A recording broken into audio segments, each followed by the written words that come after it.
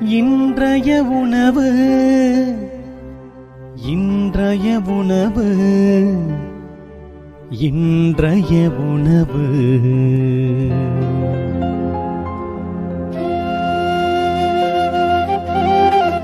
நற்செய்தி வழங்குபவர் தந்தை நிர்மல் ராஜ்.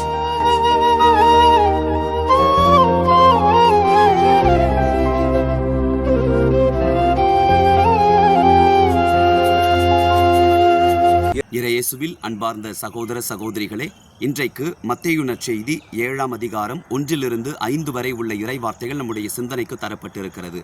ஆண்டவர் தீர்ப்பிடுதலை குறித்து பேசுகிறார். நாம் அனைவருக்குமே தீர்ப்பு கொடுக்கக்கூடியவர் நம்முடைய கடவுள் மட்டும்தான். ஒரு மனிதன் இன்னொரு மனிதனை தீர்ப்பிடவே முடியாது.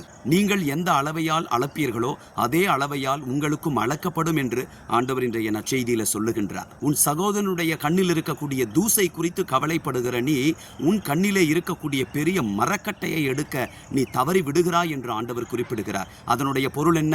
ஒவ்வொருவருமே பாவிகள் என்பதை முதலாவதாக உணர வேண்டும்.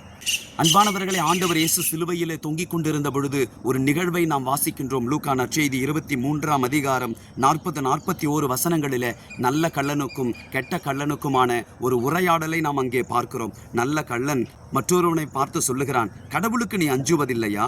நீயும் அதே தீர்ப்புக்குத்தானே உள்ளாகி இருக்கிறாய்.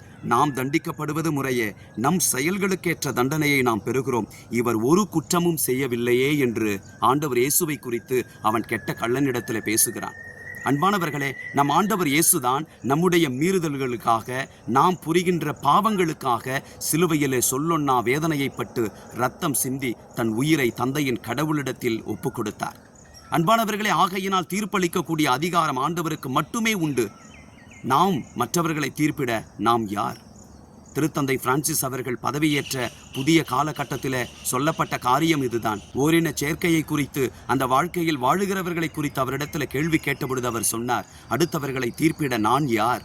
நானே ஒரு பாவிதானே என்று சொன்னார். அன்பிற்குரியவர்களை, இந்த பதில் நிறைய பேரால தவறாக புரிந்து கொள்ளப்பட்டது. அவர் அதற்காக ஓரின சேர்க்கை செய்கிறவர்களை, வாழுகிறவர்களை அவர் உற்சாகப்படுத்தினார் என்றெல்லாம் திருத்தந்தை பிரான்சிஸ் அவர்களை அவமானப்படுத்தினார்கள். ஆனால் திருத்தந்தை சொன்ன அந்த பதிலுடைய ஆழம் மிக பொருள் உள்ளது. இந்த உலகத்தில் எல்லாரும் பாவிகள் தான்.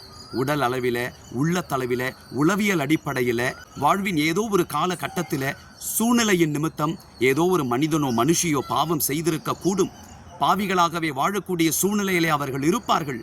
ஆயினும் அவர்களுக்கு நாம் மிஞ்சி போனால் அறிவுரை கூறலாம், அவர்களை நல்வழிப்படுத்தலாம், இறைவனுடைய வார்த்தை எடுத்து சொல்லி அவர்களை வாழ்வில் நாம் உயர்த்தி அழகு பார்க்கலாம்.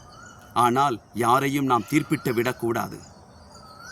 எங்கள் அன்பான ஆண்டவரே, எங்களுடைய மீறுதல்களையும் பாவங்களையும் உம் திருமகன் இயேசு கிறிஸ்து சிலுவையிலே சுமந்து எங்களுக்கு மீட்பு என்கின்ற நீதியை அவருடைய மரணத்தின் வழியாக, உயிர்ப்பின் வழியாக தந்தாரே.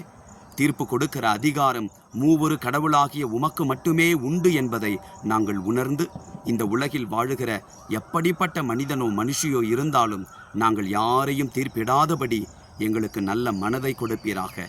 எங்கள் பாவங்கள், குற்றங்களை குறித்து நாங்கள் மிகுந்த விழிப்புணர்வோடு இருந்து எங்கள் கண்ணில் உள்ள மரக்கட்டையை முதலாவதாக நாங்கள் எடுத்து போட, அதன் பிறகு எங்கள் சகோதர சகோதரிகளுடைய கண்ணில் இருக்கக்கூடிய தூசியை எடுக்க எங்களுக்கு கண் பார்வை தெரியும் என்பதை உணர்ந்து வாழச் செய்தருளும்.